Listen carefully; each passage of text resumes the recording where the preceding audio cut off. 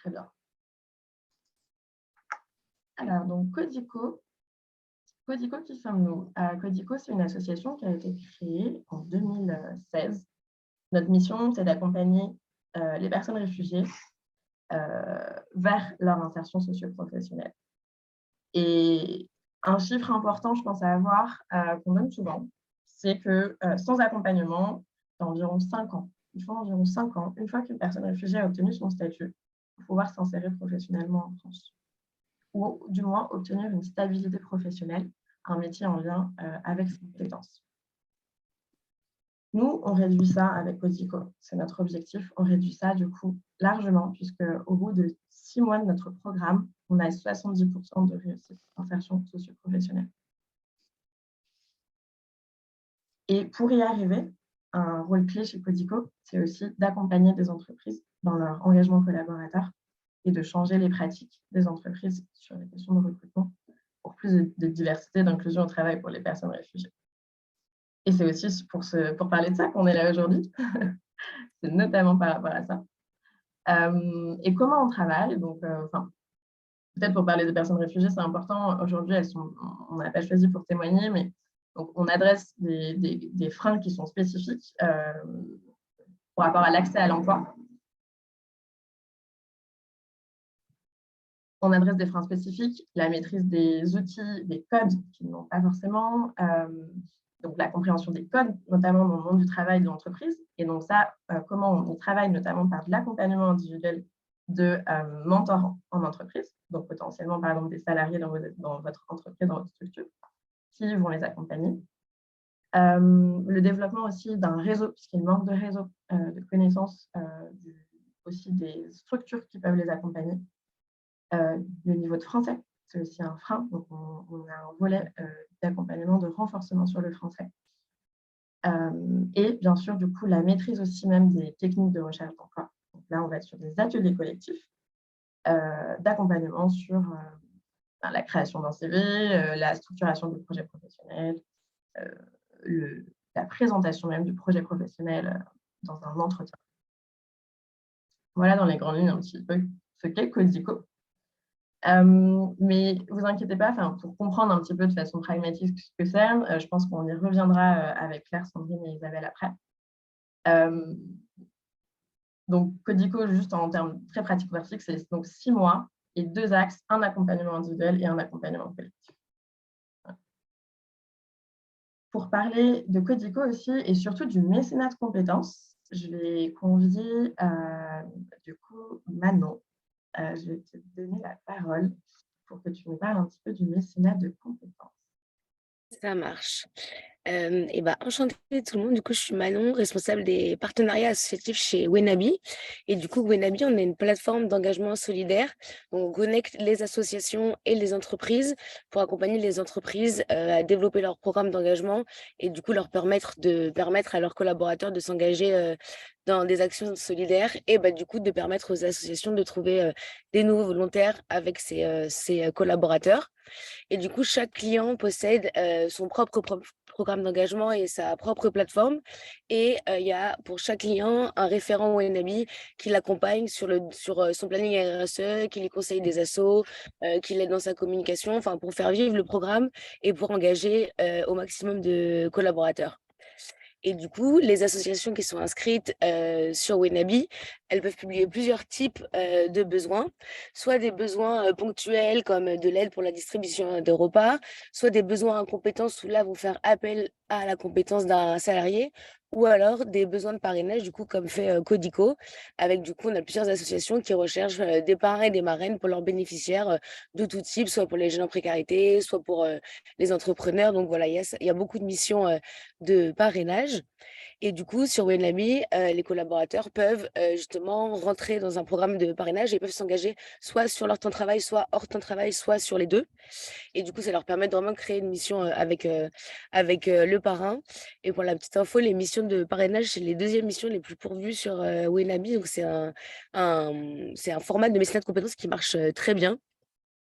Et par exemple, sur Wenabi, Codico a déjà reçu presque 600 inscriptions. Donc, ça fait longtemps que vous êtes chez nous, donc commence à avoir une belle image. Et environ, à peu près, pour des chiffres un petit peu d'impact et d'engagement, on avait regardé un petit peu chez nos clients cette année. Ils nous ont dit qu'il y a 29% de leurs collaborateurs qui se sont engagés pour la première fois. Et dans ces 29%, il y en a 43% qui se sont engagés de manière ponctuelle et 42% de manière régulière.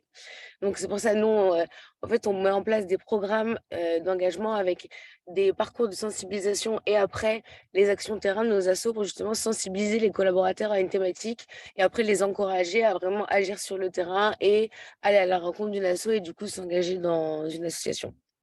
Voilà pour les mécénats de compétences en entreprise. Avez-vous des questions sur le mécénat de compétences? Est-ce que vous le pratiquez déjà, par exemple, dans votre entreprise?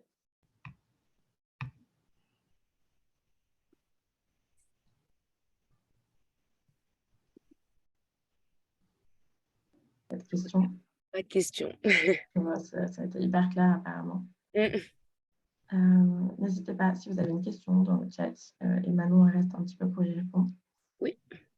Et donc, pourquoi on s'adresse à vous aujourd'hui? Donc, avec Manon, donc on vous a présenté cette solution pour y positionner des missions de mécénat de compétences. C'est typiquement parce qu'on cherche à embarquer des entreprises et donc potentiellement vos collaborateurs dans vos entreprises ou dans vos organisations pour faire partie de l'aventure Codico dans nos nouveaux territoires, donc à Bordeaux, à Grenoble et à Valence. On cherche à construire aussi des partenariats, vraiment construire des liens avec des entreprises sur ces territoires. Et ce webinaire, c'est aussi pour essayer d'apporter tout simplement des questions, des réponses à des éventuelles questions sur comment ça se passe avec une entreprise. Et donc, pour répondre à ça, la meilleure façon de le faire, c'est un retour d'expérience de l'une de nos entreprises partenaires. Donc, je vais donner la parole à Ophélia, qui nous fait l'honneur d'être là. Ophélia qui représente la Fondation Vinci. Bonjour, merci Marion. Effectivement, donc ravie d'être là aujourd'hui pour parler un petit peu de notre expérience avec Codico au sein de la Fondation Vinci.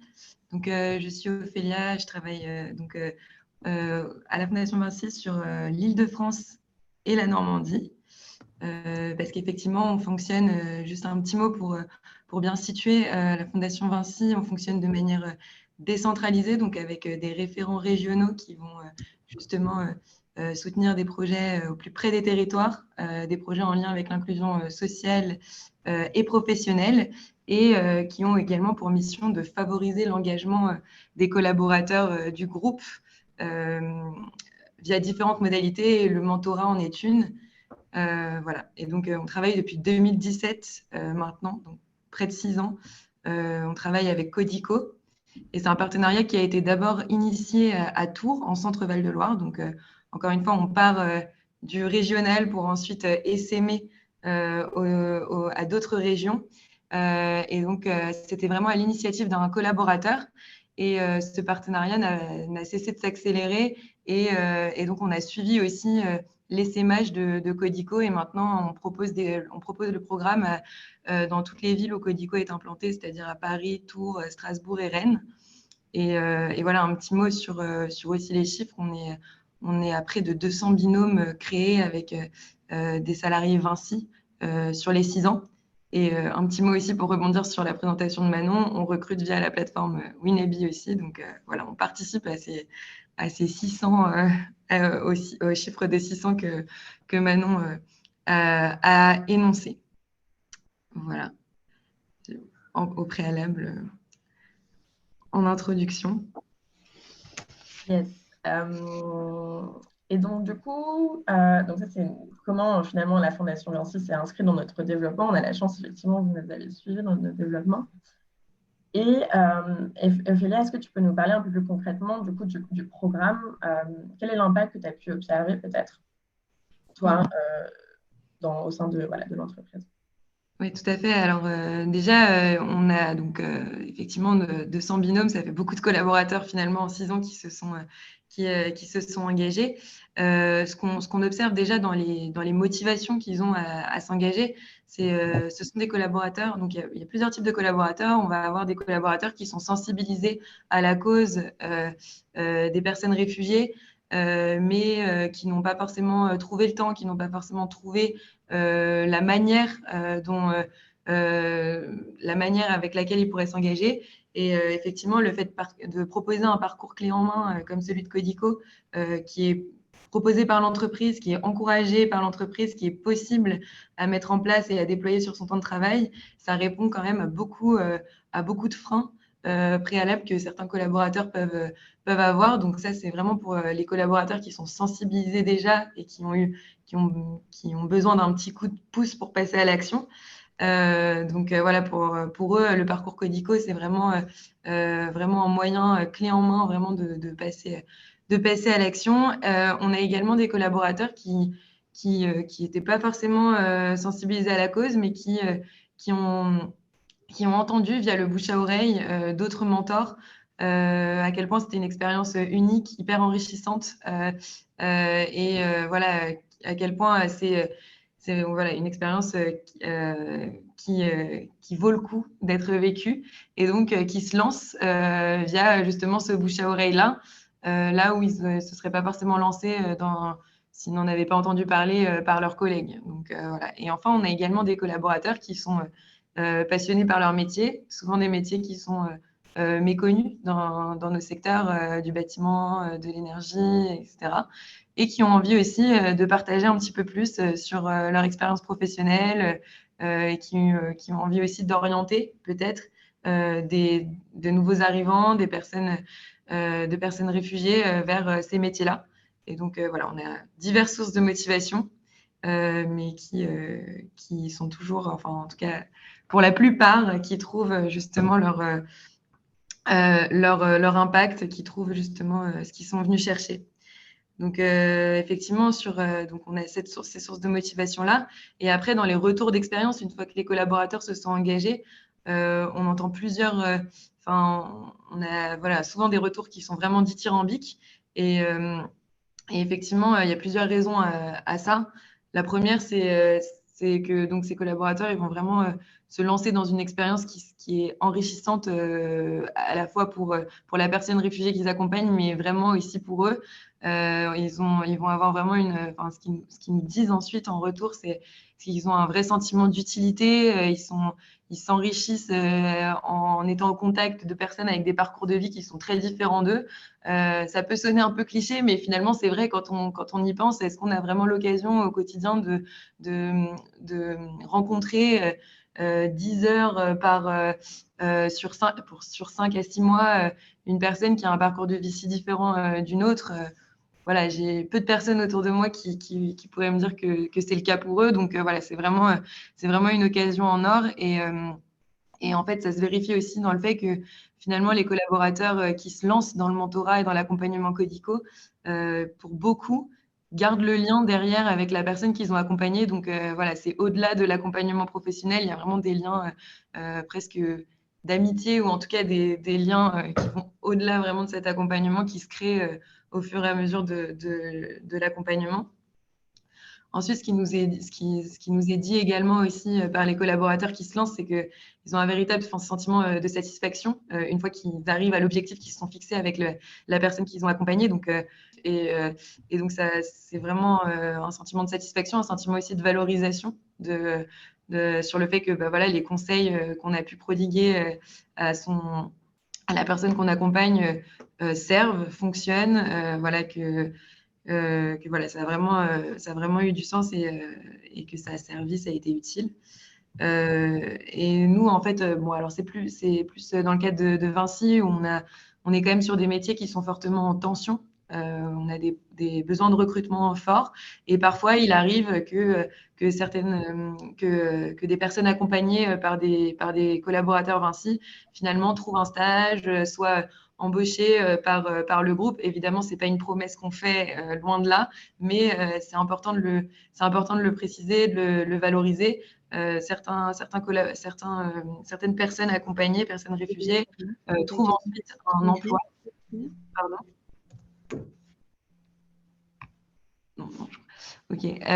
Non, non, mais voilà, certaines personnes trouvent ensuite un emploi et donc au sein de Vinci, et justement, ça décuple encore une fois les bénéfices du programme Codico. Ça échappe au programme, mais en fait, ça vient impacter toute une équipe qui va accueillir du coup cette personne au parcours de vie différent. Ça va créer voilà, de nouvelles émulations solidaires finalement. Et donc voilà, c'est vraiment c'est vraiment quelque chose qui est gagnant pour tout le monde. Et enfin, sur les retours des collaborateurs, effectivement, tout le monde nous fait des retours très positifs sur l'accompagnement Codico. Et ça, je pourrais en parler un petit peu après, mais il y a vraiment un effet de promotion où l'accompagnement est très cadré. Donc, encore une fois, je le redis, c'est clé en main. Les mentors sont vraiment accompagnés, ils ont plein de ressources à disposition. En tout cas, en Île-de-France, les personnes qui accompagnent l'équipe Codico est hyper réactive. Voilà, on a vraiment des retours des mentors qui nous disent que voilà, ils se sentent pas seuls, qui peuvent également se référer à leurs collègues qui se sont lancés dans l'aventure. Donc voilà, ça permet aussi de créer une communauté dans un aussi grand groupe que Vinci. C'est hyper important, c'est riche parce que voilà, on a des pôles. C'est très décentralisé, donc Vinci Autoroute ne va pas forcément parler avec Vinci Construction ni Vinci Énergie. Justement, là, c'est une occasion de se mettre tous autour de la table, et en plus d'échanger sur quelque chose qui dépasse complètement le contexte professionnel. Donc voilà, c'est vraiment riche, ça permet de générer voilà, un fort sentiment de communauté et d'appartenance. Et voilà, tout le monde est assez content que son entreprise puisse proposer ça. Certains sont même étonnés et ne comprennent pas pourquoi on le fait. Donc voilà, c'est vraiment riche de ce point de vue-là. Merci, et ton témoignage était aussi très riche. Est-ce que ça a généré en vous des questions? N'hésitez pas à prendre la parole si vous voulez poser des questions à Ophélia.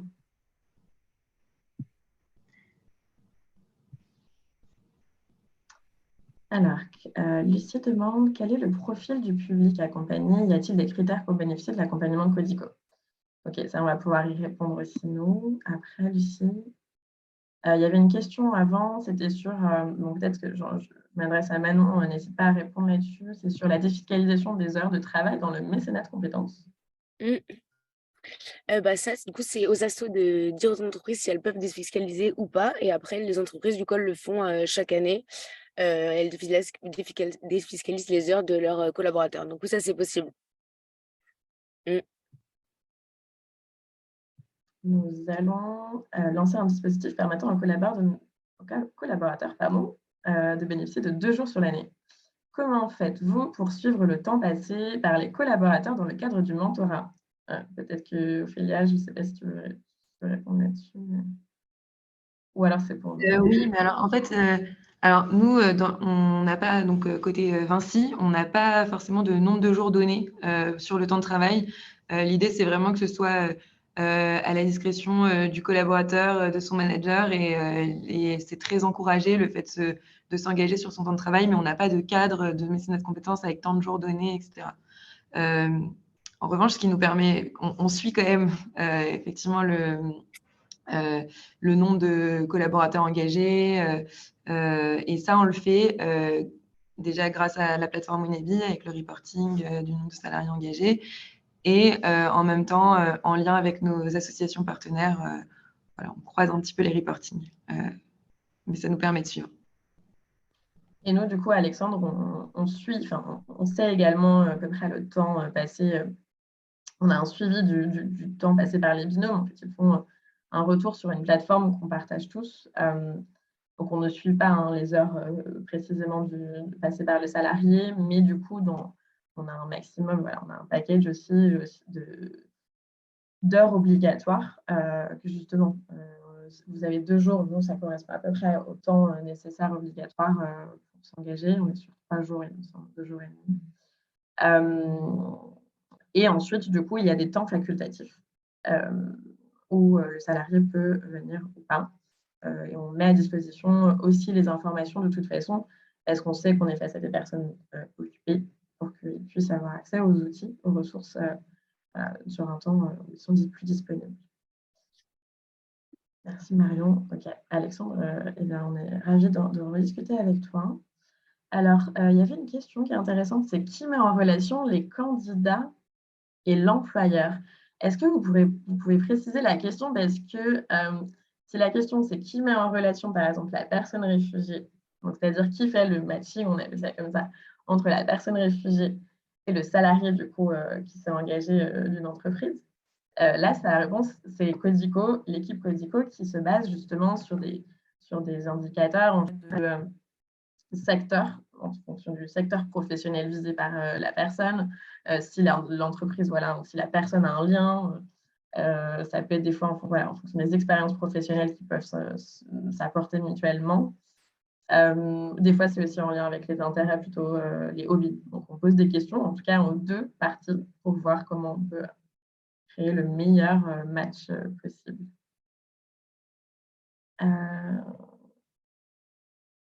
Est-ce que ça répond à la question posée? Et sinon, je vous invite à la reposer différemment. Oui, ok, super.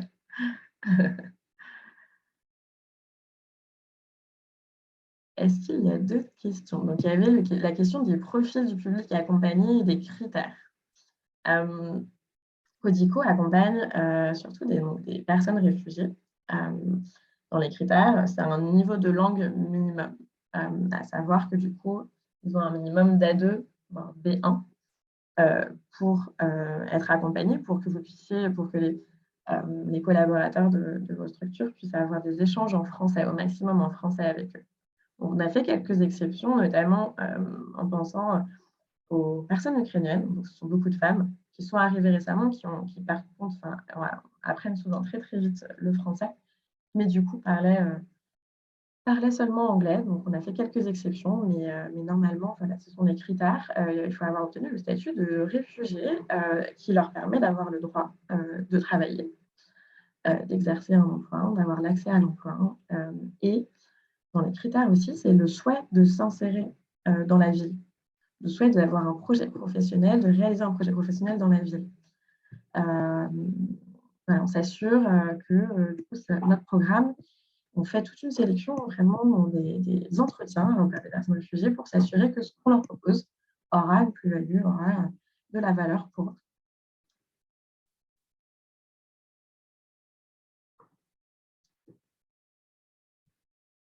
Est-ce qu'il y a d'autres questions? Sinon, moi, je vais laisser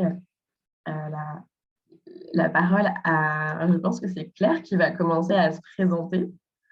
Et ensuite, voilà, on va rencontrer l'équipe qui porte les projets dans les nouvelles villes. Merci Marion. Et bonjour à toutes et tous. Merci d'avoir répondu présent avec nous ce matin. Nous passons donc à la deuxième partie qui est la présentation des porteuses de projets dans les 3 villes retenues, donc Bordeaux, avec Sandrine Lestoquois, peut-être vous l'avez déjà identifiée, voilà. Isabelle Brali à Valence, voilà, et moi-même pour Grenoble. L'idée, c'est dans cette seconde partie de pouvoir simplement nous présenter qui nous sommes et les objectifs que nous portons sur ce projet Codico. Nous avons toutes les 3 débuté en début d'année notre étude et à la fois l'accompagnement par Codico sur je dirais les bases de l'activité de l'association que nous connaissions toutes les 3 auparavant, mais là vraiment un petit peu plus en détail sur comment ça fonctionne et aussi le soutien de Codico pour pouvoir aussi lancer cette activité auprès des différents interlocuteurs et partenaires locaux. En ce qui me concerne, donc moi je suis grenobloise, adepte de la balade en montagne et du vêtement quechua, comme tout bon grenoblois. Et je suis née, j'ai étudié à Grenoble et j'en suis partie il y a une vingtaine d'années pour terminer mes études, mais aussi pour ensuite travailler avec la Croix-Rouge française, dans un premier temps auprès des réfugiés, dans le cadre de l'insertion professionnelle des personnes réfugiées, et par la suite en mission internationale avec le Comité international de la Croix-Rouge, qui est une institution suisse. Donc, des personnes déplacées ou réfugiées. Voilà, j'ai pu en croiser un certain nombre et voilà, identifier aussi parfois les difficultés que peuvent être les raisons du départ, premièrement, et ensuite les difficultés dans le pays d'accueil, d'insertion et notamment professionnelle. Je suis rentré en France en 2017 et donc ça a été pour moi aussi une réinsertion sociale et professionnelle. Je suis auprès du centre d'action sociale de la ville de Grenoble et puis ensuite j'ai pris la direction d'un établissement médico-social pendant 4 ans. Je connaissais Codico depuis à peu près sa création en 2016 et dès le départ j'ai trouvé que l'intervention de Codico était extrêmement pertinente dans la mesure où elle venait intervenir sur un segment qui est généralement absent en fait dans l'action sociale auprès des personnes réfugiées. C'est vraiment ce lien avec le monde professionnel, avec le monde de l'entreprise. Et ce petit bout en fait que fournit Codico est souvent essentiel en fait dans un parcours d'insertion professionnelle. Il faut savoir où on va, où on veut aller, où on peut aller et comment y aller. Et donc, depuis, voilà, ça fait à peu près une année que je suis en discussion avec Codico pour pouvoir lancer essayer d'implanter en tout cas Codico à Grenoble. Mes objectifs, ce sont deux objectifs en cascade, je dirais. Le premier, ce serait au mois de juin de cette année, de pouvoir clore mon étude de faisabilité de manière positive sur 2 aspects. Le premier, c'est l'aspect social, le besoin. Est-ce que dans le panorama grenoblois, il y a besoin de l'activité Codico? Est-ce qu'elle fait une différence? Est-ce qu'elle est complémentaire de ce qui est déjà offert par un certain nombre d'acteurs institutionnels et associatifs? Et la deuxième chose, évidemment, rassembler, fédérer suffisamment d'entreprises, quelle que soit leur taille, autour de ce projet à Grenoble. Et par la suite, deuxième objectif, si tout cela normalement est acquis à partir grosso modo à l'été, eh bien de pouvoir lancer une première promotion test de 15 binômes réfugiés salariés, donc 15 personnes réfugiées, 15 salariés en entreprise, pour lancer la première activité Codico en cette fin d'année 2023. Voilà. Je passe la parole à Sandrine et peut-être que si vous avez des questions, on pourra y répondre à la fin de nos 3 présentations. Merci, Sandrine. Merci Claire. Je suis Sandrine Lestocquois, porteuse du projet de Codico Bordeaux. Moi, je suis une chef d'entreprise depuis 18 ans et engagée dans le monde associatif depuis très longtemps pour différentes associations à titre bénévole, pour des France Parrainage, ATD Quart Monde, etc. J'ai rencontré Codico il y a à peu près 4 ans et je me suis engagée en tant que bénévole auprès de Codico à ce moment-là sur tout un tas de missions parce que je trouvais qu'il y avait plein de missions à titre bénévole qui étaient passionnantes. Je trouvais que le bénévolat en tant que connectrice que j'ai suivi sur plusieurs promotions, les speed meetings, les ateliers, etc. Ça a été des aventures vraiment humaines très enrichissantes. Et puis, je suis de retour dans ma région d'origine, donc qui est la Nouvelle-Aquitaine et à Bordeaux depuis maintenant 1 an.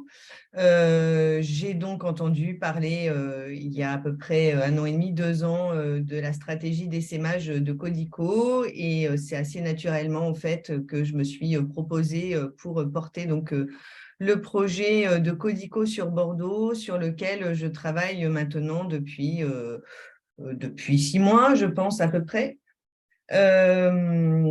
Mon objectif, c'est à peu près les mêmes objectifs que ceux de Claire.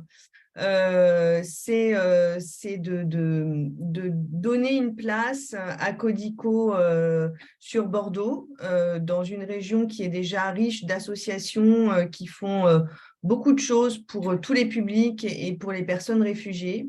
Donc, comme le disait Claire, je suis tout à fait d'accord avec elle sur le fait que Codico répond un petit peu à un chaînon manquant, ce lien qu'il y a entre les entreprises et les personnes réfugiées et qui leur manque tant.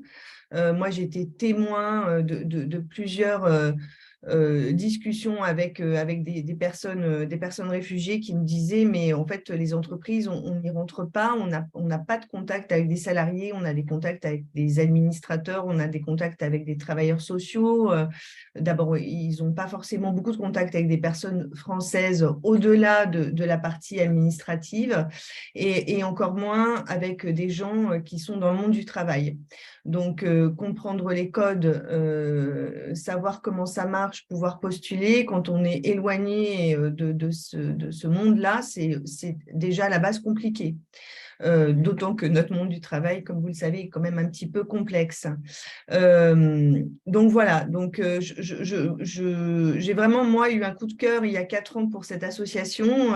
Je trouvais que cette approche-là, par l'entreprise, était vraiment une approche singulière et intéressante. Les chiffres d'impact sont bons, comme l'a montré Marion, et je pense que c'est grâce à ce positionnement très particulier.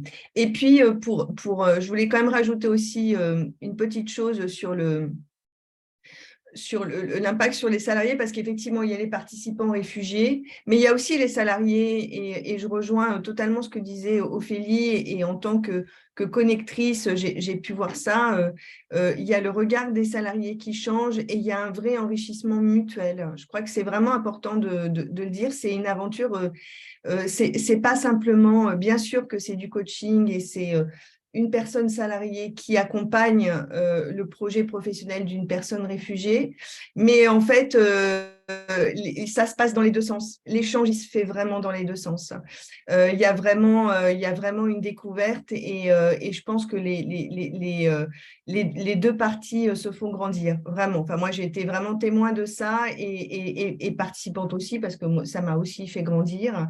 Et c'est vraiment une belle aventure pour ça. Donc voilà, donc c'est mon objectif, effectivement, c'est de collaborer avec les autres associations qui font déjà un travail super sur Bordeaux. Il y en a beaucoup, et c'est de m'intégrer dans cette ronde-là, au service de l'humain. Ça, c'est mon premier objectif. Et puis, l'objectif ensuite, c'est effectivement, comme Claire également, d'ouvrir une promo à l'automne prochain, donc à partir du mois d'octobre, de 10-15 binômes, hein, donc salariés et personnes réfugiées. Voilà. Et puis, je suis aussi à votre disposition pour répondre à vos questions sur Bordeaux ou autres, si vous le souhaitez. Et donc, je passe la parole à Isabelle.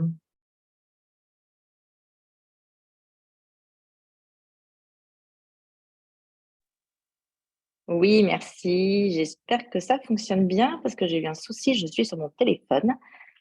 Donc, bonjour à tous. Moi, je suis donc Isabelle Brally, je suis sur Valence, du coup, la dernière. Mon parcours professionnel, il est en grande partie sur la région parisienne, alors que je ne suis pas du tout de cette région-là. Sur un travail autour du logement. Je travaillais pour un grand bailleur de la région parisienne, privé, sur des quartiers sensibles. Donc, plutôt autour des projets de renouvellement urbain avec des diagnostics sociaux dans des cités, des démolitions d'immeubles. Donc, un projet qui n'est pas si loin que ça, puisque j'ai beaucoup travaillé autour de la diversité culturelle et des difficultés d'insertion de certaines populations, réfugiés ou non d'ailleurs, sur ces quartiers-là. Alors pourquoi Valence? Valence, c'est la Drôme, c'est la région d'origine de ma famille du côté maternel. C'est un souhait qu'on avait de venir s'installer ici. Du coup, depuis 2019, je suis sur Valence. J'ai pris le temps au départ de réapprendre à connaître cette région, de voir ses forces, de m'inscrire dans des missions de bénévolat au service d'associations sur la ville. Et c'est au cours d'une mission de travail dans une association locale que j'ai été amenée à travailler avec des bénévoles réfugiés qui étaient soutenus par cette association que j'ai trouvé d'une force incroyable et qui m'ont raconté leurs histoires, leur parcours et leurs difficultés. La difficulté de pouvoir obtenir un logement, la difficulté de trouver un travail, d'avoir une stabilité professionnelle et de pouvoir être enfin rassurée après un parcours vraiment difficile. Voilà, donc j'ai entendu ça, je me suis questionnée, j'ai regardé un petit peu ce qui existait pour aider ces personnes et j'ai vu qu'il y avait beaucoup d'associations qui aidaient sur le parcours social, sur l'insertion sociale, sur la création du lien, mais que des structures vraiment spécifiques pour ce public, il y en avait peu. Donc je me suis renseignée et j'ai croisé la route de Codico. Très vite, ça a fait sens pour moi parce que les valeurs de Codico, le projet de l'association font écho sur un territoire comme Valence et comme la Drôme, où j'ai tout de suite senti qu'on était sur un territoire qui était dynamique, des personnes qui s'inscrivaient dans des missions de bénévolat, d'entraide, et parce qu'au niveau de l'emploi, au niveau économique, c'est un territoire qui est en pleine croissance, qui est assez incroyable, qui n'arrête pas dans ses initiatives, dans ses rencontres. Du coup, voilà, quand Codico m'a dit, ben oui, pourquoi pas, trouve-nous le besoin, le territoire, on ne connaît pas vraiment, on est un petit peu loin. Ben voilà, je me suis dit, je me lance. Donc, je me suis lancée en fin d'année dernière. Je suis partie à la rencontre de tous les acteurs. Et voilà, chaque rencontre, c'était de très belles rencontres. Le projet prenait tout son sens ici. Et voilà comment je suis arrivée à me dire, bah voilà, ce projet, il est fait pour la Drôme, il répond à un besoin que j'avais identifié en premier lieu. On a des acteurs qui sont dynamiques, qui sont impliqués, qui ont envie de faire ensemble. Et voilà ce qui me porte aujourd'hui, avec toute la richesse de ce que ce projet peut apporter à des futures personnes en entreprise, à des bénévoles, à moi-même et bien sûr aux personnes réfugiées dans la Drôme. Voilà, si vous avez des questions, je ne sais pas, du coup, on est à votre disposition. On a gardé du temps pour les questions et puis on a de la chance aussi. Je vois Amandine qui est connectée. En fait, on est accompagné par Ronald Pierre et la FAPTI aussi à Valence. Donc, vous avez vu, on a des super porteuses de projets, mais on ne peut jamais réussir un projet seul. Et donc, on se fait accompagner, notamment par des partenaires. Donc, Ronald Pierre qui a un programme d'accompagnement pour l'implantation. Merci beaucoup à eux. Et Amandine d'être là aussi. Donc, il y a des questions déjà qui ont été posées. On peut peut-être commencer oui, donc les coordonnées des correspondants de Codico. Alors, à la suite de ce webinaire, du coup, on va vous envoyer effectivement des éléments, une vidéo, un peu témoignage, notamment qui reprendra un binôme de Vinci qui je pense, vous donnera un témoignage encore d'une personne réfugiée, d'un salarié eux-mêmes. On peut vous envoyer les coordonnées, une présentation, une plaquette. On vous a épargné, vous avez vu aujourd'hui des slides parce que c'est une rencontre et c'est important d'abord de nous voir nous. On pensait que c'était le plus important, mais on a bien sûr un site internet très bien fourni et des plaquettes, des informations complémentaires à vous donner si vous en voulez. Il y avait une question qui était intéressante, je pense, pour toutes et tous, c'est quelles sont les modalités de l'implication d'une entreprise? Est-ce que l'identification de salariés volontaires et la libération d'heures pour participer au programme sont suffisants? Noémie, n'hésitez pas, je ne sais pas si vous êtes encore là. Je suis toujours là. Ouais. À prendre la parole. Peut-être que, Ophélia, tu veux répondre là-dessus? C'est-à-dire que les modalités d'implication, qu'est-ce qui... Je ne suis pas sûre de bien saisir la question, Noémie. La question n'est pas claire. Je peux préciser peut-être. Alors, déjà, bonjour à tous. Ouais. Moi, en fait, aujourd'hui, je suis salariée d'une entreprise dans la Drôme et donc, je serais intéressée pour m'impliquer dans ce type de programme. Et ma question, en fait, elle se pose pour savoir un peu quels arguments, comment présenter ça un peu en interne, savoir est-ce que c'est une implication de salarié, est-ce que derrière, il y a des implications financières, voilà, un peu comment présenter, comment vendre le projet en interne. Ok. Et ben, du coup, là-dessus, nous, on joue un rôle important pour présenter souvent nos interlocuteurs au sein d'une entreprise. Ça peut être un interlocuteur RSE ou RH. Ça dépend souvent de la façon dont est construite l'entreprise. Et donc ensuite, du coup, il y a plusieurs types de partenariats. Il y a effectivement du mécénat de compétences adossé à du mécénat financier. Donc, c'est-à-dire que du coup, l'entreprise s'engage aussi sur un financement au moins pour la participation de ses salariés. Et toutes les informations complémentaires, on peut vous les donner. Donc, peut-être que ça serait Isabelle qui, du coup, tu vois, il y a Valence qui pourrait t'accompagner sur justement les arguments, comment présenter ce projet auprès de ton entreprise en interne. Oui, je suis tout à fait preneuse.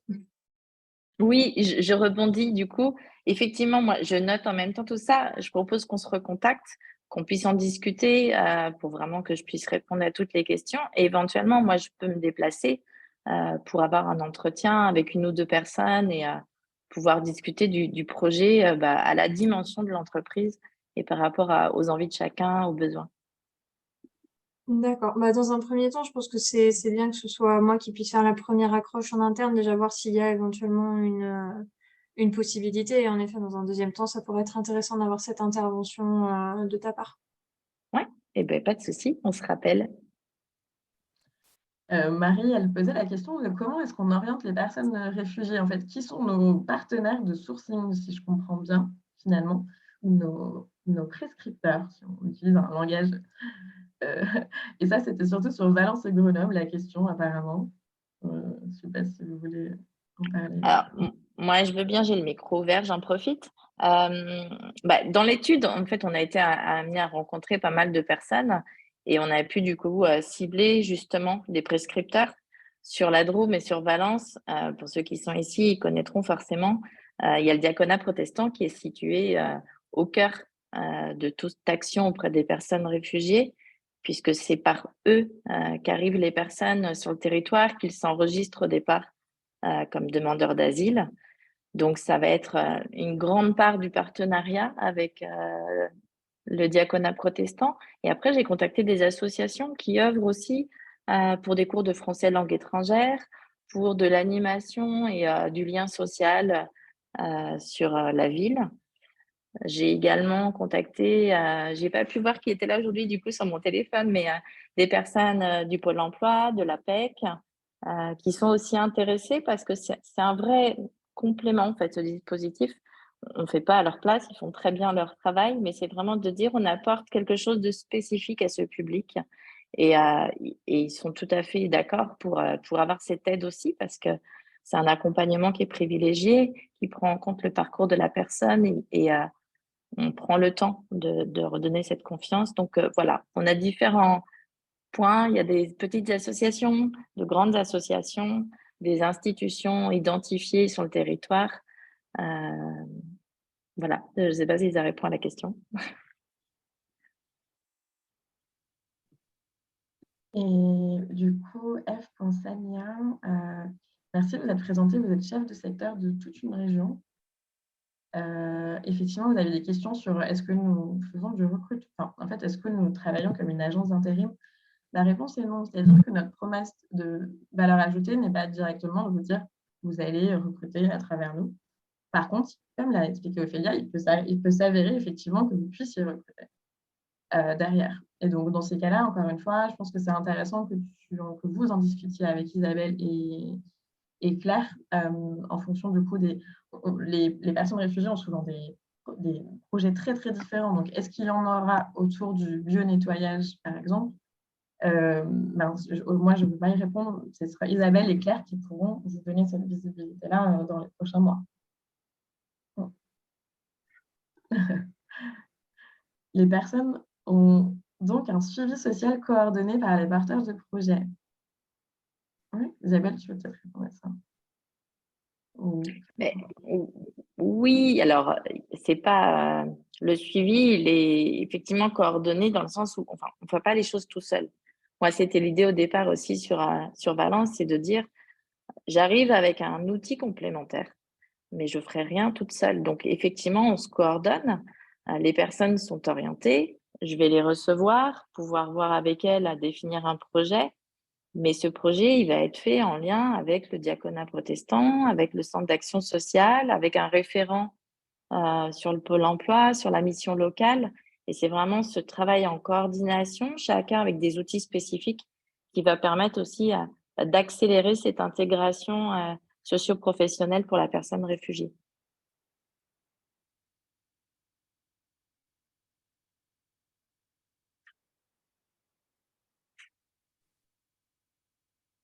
Top, il est 55. Il nous reste 5 minutes. Si vous avez encore des questions, on est ravis d'être là pour y répondre. Et j'ai écrit aussi les adresses email. Voilà, tout de suite dans le chat, elles sont déjà disponibles. Les coordonnées, comme ça, ce sera aussi plus simple.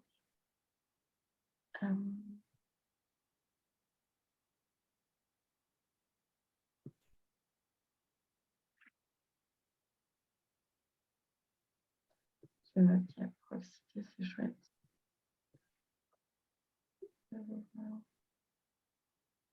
Et si vous n'avez pas de questions, on peut arrêter ce webinaire ici aussi. Vous souhaitez surtout une belle journée. Vous remercie encore d'avoir été présent. Voilà, vous recevrez toutes les informations, on vous recontactera par email avec les informations complémentaires et on reste disponible bien sûr.